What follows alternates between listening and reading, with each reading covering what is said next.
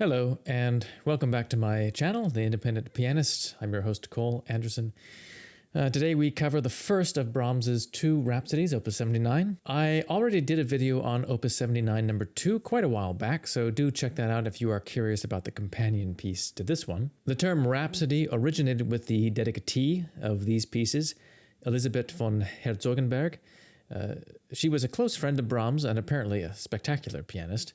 The title Rhapsody might have seemed a little odd for the Rhapsody number 2 in G minor, which is a very tightly constructed little piece in sonata form, but for this much more sprawling and wildly passionate piece, it's very apt. So as I mentioned, this piece is very wild emotionally, extraordinarily so actually, very passionate and very expansive in how it's put together. The emotional wildness and the daring with which Brahms treats harmony makes it very hard to believe that for a long time, Brahms was considered to be kind of a stodgy reactionary, kind of an academic.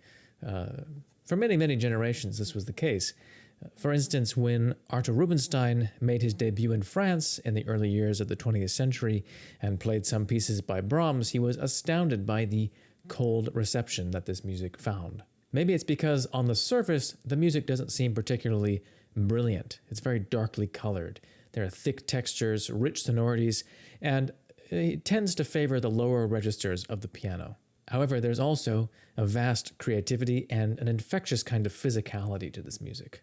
So I was mentioning the harmonic eccentricities that Brahms engages in, and as an example of that, take this modulation. At this point in the piece, Brahms has reached the dominant of B flat minor, so F major, a half step lower than the home key of B minor. So how does he modulate back to the home key? He just plays this F major scale, so the dominant key of B flat minor, stops, and then immediately follows with a G flat major chord played fortissimo and a G flat scale. So just planing the entire harmonic scheme up a half step. There's no transition like you would expect, nothing in between at all. He just immediately jarringly shifts the music up a half step to bring us back to B minor.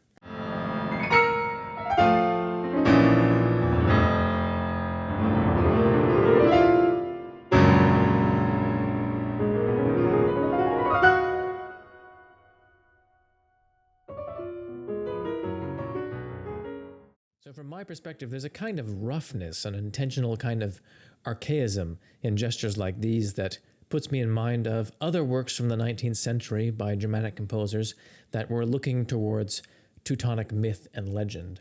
Of course, a prime example would be Wagner's Ring Cycle. And despite the fact that these two figures for a long time were viewed as being disciples of opposite camps, it's really only a step from much of what Brahms is doing harmonically to the language of Wagner, and it's much more appropriate to see the two of them as musical brethren rather than enemies. The only real difference between them is Brahms's preference for classical form and balance, and his eschewing of programs and explicit images for his pieces. So now, turning to the structure of this fairly long piece, we can see the effect of some of the extended scherzo movements of Beethoven here, as well as the scherzi of Chopin. It seems very similar to one of those big scherzo movements where there is a contrasting trio in the middle section and the opening scherzo repeats at the end. Of course, this is not exactly a scherzo, but it's not so far in mood from some of those dark scherzos by Chopin or Beethoven. And the form fits as well. The opening scherzo is somewhere in between the usual binary form and a full sonata form. It's reminiscent of sonata form insofar as it does have a very extended development section and a clear recap. On the other hand, it's monothematic for the most part. There's really only one theme to speak of in the exposition section, although there is another contrasting theme which is introduced as part of the development. So given the split nature of this piece, I try to show this in my analysis with text on the left-hand side showing the overarching form and the text on the right-hand side showing the local form for each section. One major idea in this work is the idea of rhythmic augmentation. And augmentation just means when you take a rhythm and you slow it down. And this was a technique that was frequently used throughout musical history. It's perhaps most famously known as a fugal technique. So many composers who wrote fugues, like Bach, would treat their subjects with augmentation. And there are several instances in this piece where small rhythmic or melodic motives are slowed down and expanded over larger spans of time.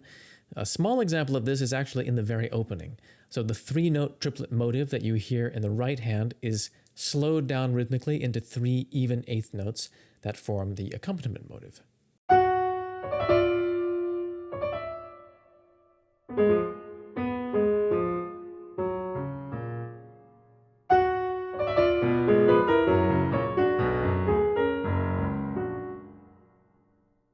Let me stress that there's no melodic similarity here, it's purely a rhythmical effect. And by the way, in the repeat of this phrase, Brahms engages in some kind of free invertible counterpoint by switching these motives between the two hands.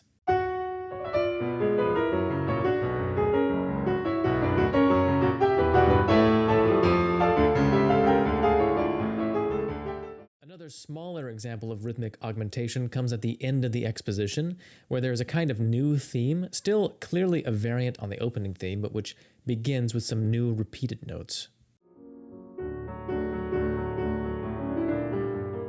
Then, immediately on repeating this idea, Brahms augments and syncopates the repeated notes so that the quarter notes become half notes.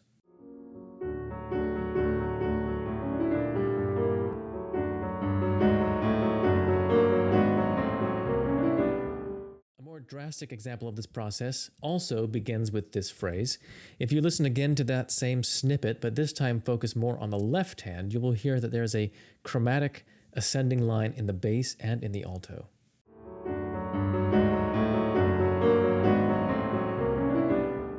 This chromatic line returns later on as a harmonic scaffolding to a 5-bar section in the development. So listen in this passage to how the bass is steadily climbing upwards in exactly the same way.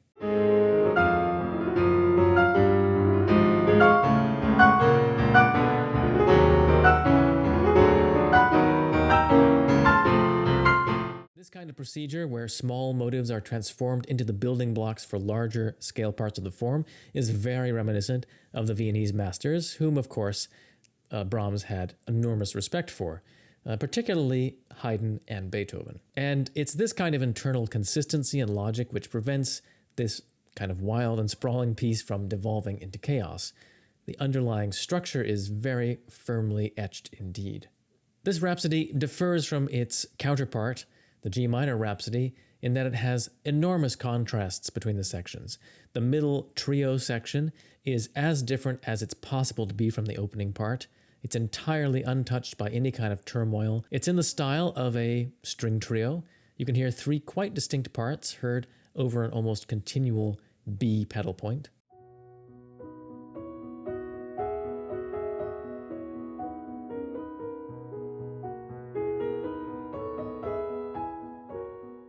This theme is actually not new, despite the contrast. It was introduced at the beginning of the development section of the opening scherzo part, albeit in a minor key. Here they are side by side.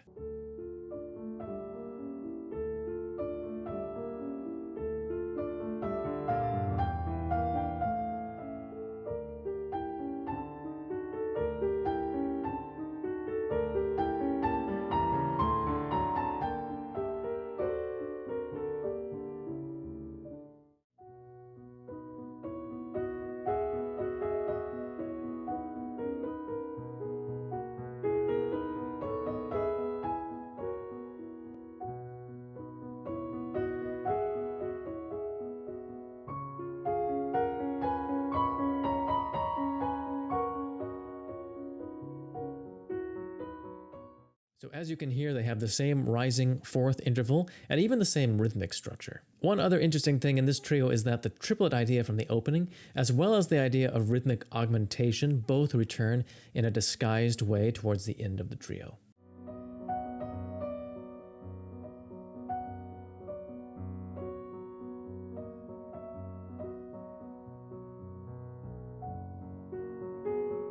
So once again, there's no attempt at melodic similarity between the opening theme and this section, but the use of the quarter triplet, which is then expanded into a half-note triplet, seems to be a kind of rumination on these main themes of the piece. Then we get a full classical recap of the opening scherzo-like section, and after that, a fairly extensive coda. The coda combines the melody from the trio, this time in B minor, finally, and in the left hand, with vague outlines of the main theme, concealed in the fabric of triplets in the right hand. This is further tied together with the trio by use of a continual B pedal point in the left hand.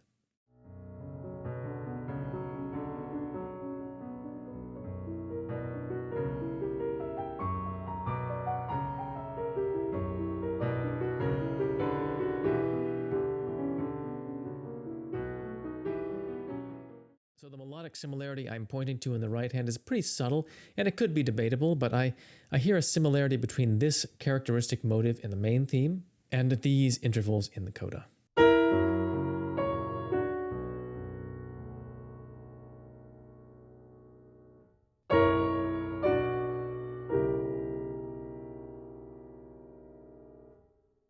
Eventually, Brahms pares down the trio theme to just its rising fourth, and that's how the piece ends, just kind of fading away on a note of mystery.